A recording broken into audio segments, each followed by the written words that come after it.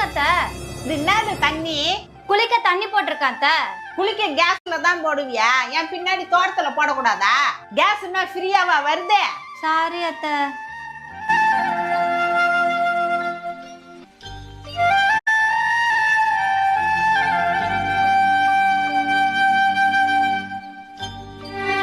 இது என்ன எரியவே மாட்டேங்குது.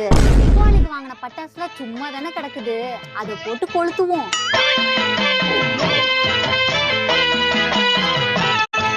ஐயோ வத்துப்பிட்டு காலி ஆயிடுச்சு. அத்தை இந்த பக்கத்துல கடை வரைக்கும் போயிட்டு வரேன்.